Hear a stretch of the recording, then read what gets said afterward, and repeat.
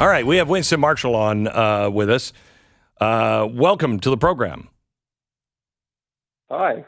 How you doing, man? Happening. Not much. Very good. Is this Glenn? I'm speaking to Glenn. Oh, great. Yes, you Hi. speak. Hi, Yes, and this is Winston, right? That's me. Okay, good. to hear your voice again. Yeah, good to talk to you. One of these days, will you just bring your banjo, even if it's on the phone? Will you just bring the banjo?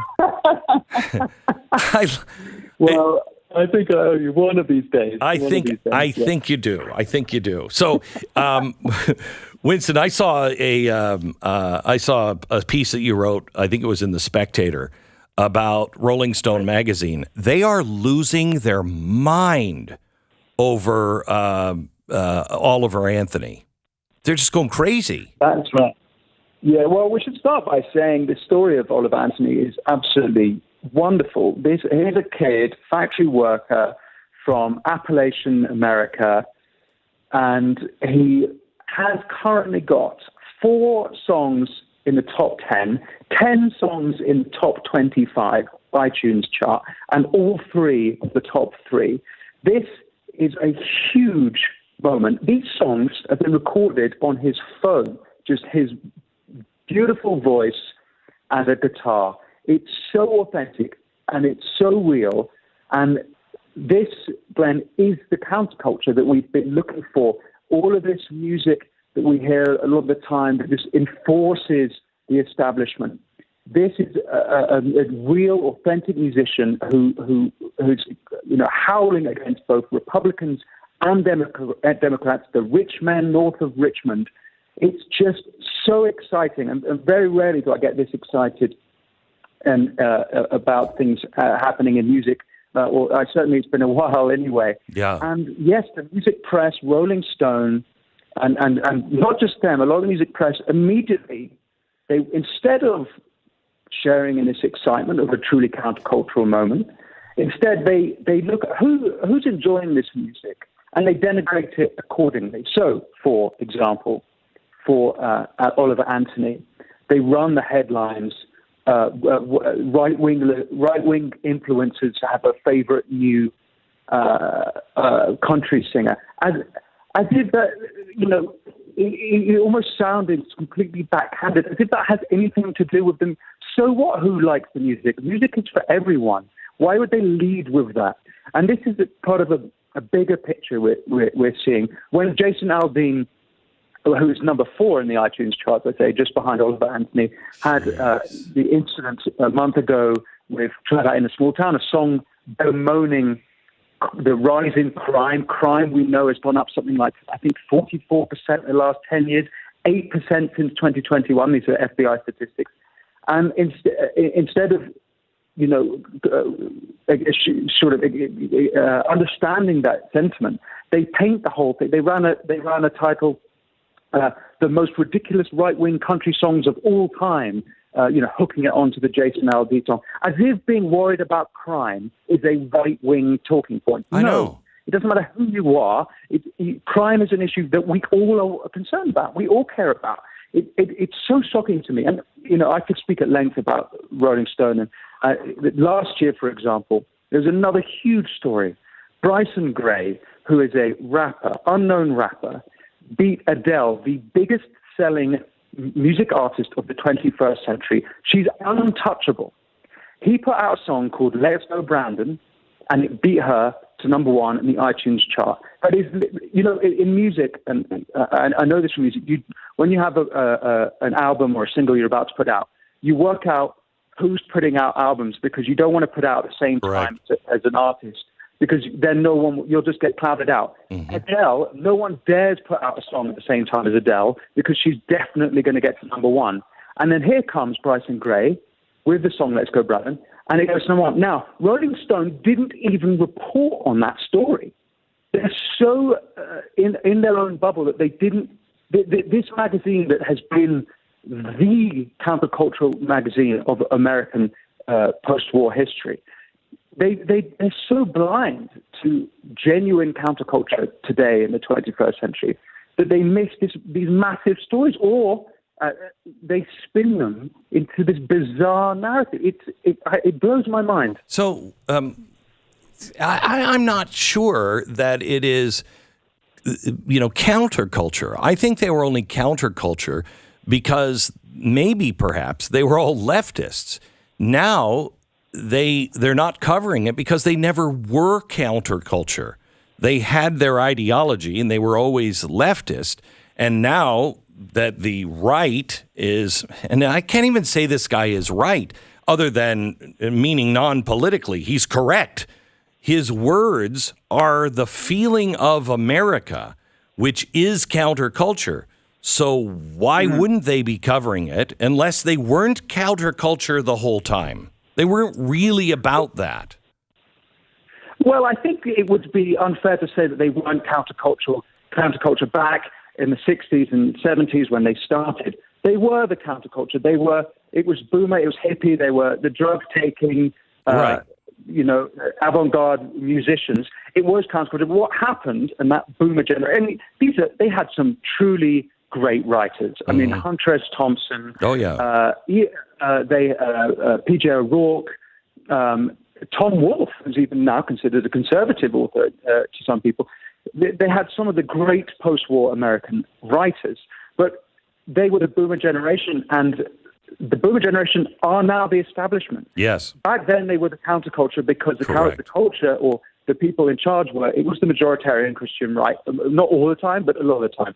Now, it is, I don't know if you necessarily call it leftist, but the progressives, I would say, are in charge. They are the culture. They are what's the establishment. And so counterculture now needs to be against that. And when these countercultural moments happen, as with Oliver Anthony, as with Jason Aldean, as with Bryson Gray, as with the Sound of Freedom movie, we didn't even mention that. I know. The way they documented this astonishing film, I saw it in a metropolitan city in Los Angeles, in a middle working class area, part of town, a multi-ethnic audience. The whole theater was in tears, and there was a standing ovation at the end. This is a film exposing the 2 million children across the world being sex trafficked. So, Winston, I can't let you talk about this without pointing out, because I've told you, I think when you were here, this audience that you're speaking to now is, I think, the greatest collection of human beings as an audience ever assembled. That this audience is the one that paid for that operation, not the movie, but paid for that operation to save those kids. That money came from this audience. Can you believe that? Well, God bless your audience then. Yeah, they're great. They're great. It's absolutely astonishing, and it is God's work. And there's a famous line, or there's a line that's become famous in that film, is God's children are not for sale. And when you see the attacks by establishment magazines like Rolling Stone, calling it far right and Q-Anon conspiracy theories, you cannot help but see this all as some sort of spiritual war. Clearly, this film and the work of Tim Ballard is God's work saving children, and anyone who's immediately leading by attacking that, it's pretty obvious which side they're on, and it's not the side of the angels. So that is just shocking to me. When I saw them go after this song and say that it was far right, okay, because he was talking about high taxes and welfare and everything else. Okay, I get it. But then to say it was QAnon and a weird subset of the right that seems to be obsessed with pedophilia, but obsessed in the right way, trying to stop it and stop children from the sex slavery industry. I don't even know how you defend that. How are they sitting around going, yeah, I know, it's just crazy, these people against pedophilia? Well, there's one Vox.com article that argued that the film did more damage than the evil it was purporting to expose, which is just absolutely astonishing. And I suppose one has to pray for these people that are cooped up in their bedrooms, tapping away at their keyboard, not actually offering anything to the world except to tear down, like sons of Cain, anything good that they see. And they're just lost. They're just so lost. It's horrific. And to be I mean, I can get angry about it, Glenn, but actually, maybe I should be laughing. No, I think you're right. Look at the success of Oliver Anthony. As I said, 10 songs in the top 25. Look at the success of Sound of Freedom. I think they grossed, 100. It's over something like 150 million on a $15 million budget. Look at the success of Jason Aldean. He's got his number one. He's still in the charts. The people they are speaking volumes. They're speaking in a way that these magazines, who no one reads anymore anyway, they're just desperately scraping at the sort of the night in I don't know. I guess I'm going to try. I split it between frustration and anger at what they say, but also it's just so ludicrous. I suppose I have to laugh. We're talking to Winston Marshall. He is from Mumford Sons, and he was the guy who was kind of kicked out because he just was saying what he thought. Let me take you one last place, and that is to Variety magazine. They are now saying that perhaps Oliver Anthony is too good to be true, that he's not authentic, that he's a plant. The hell is that? Well, this is the conspiratorial left, I think. You know, we get called conspiratorial for all our perfectly normal opinions, and now we can see that it's the conspiracy theories are really coming from them, but genuine ones. Because where I do agree with them, though, is that Oliver Anthony does seem to be too good to be true, and there's a spark in him. The God's working for him, and I can only pray that he keeps this, and that he's not manipulated by these evil actors, and that he's not brought down by. It's quite something, you know. I've been through it a few times, and I'm sure you have as well, Glenn. That when you have in that sort of limelight, that sort of spotlight, you have a lot of people attacking you. It does affect you, and it affects your soul. And we must pray for Oliver right now that he's not affected by this stuff, because he's really doing God's work, and he's exposing these foul actors for who they really are. We, the people, can see how ludicrous their comments are. So he is not doing anything, which I think is smart, and then at the same time I have a problem with it. He is not doing anything with anyone political. So he's not reaching out. He's just not taking anything to gain additional exposure. Not that he needs it. But I heard somebody say that, well, that hurts. That hurts the right, because somebody should, you know, if he's singing about these things and we agree with him and they don't. But I don't feel that way. I feel like just do your thing. Just do your thing. Don't make it about politics. I think you're right, Glenn. And I don't think we should see this as a right and left wing. That's playing the same bloody game that Rolling Stone magazine is playing.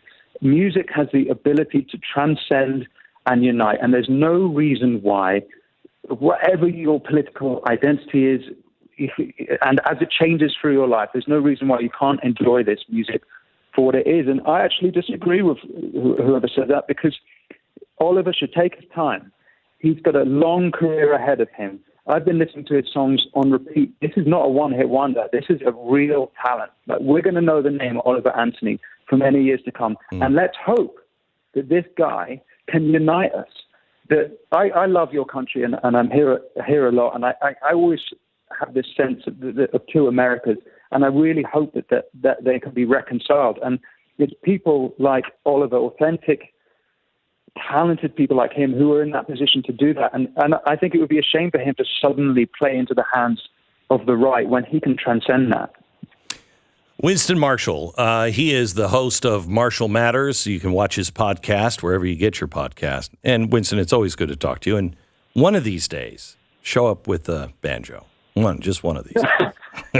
And great to speak to you again. It sounds like you're doing very well. So thanks for having me on. You bet. God bless you.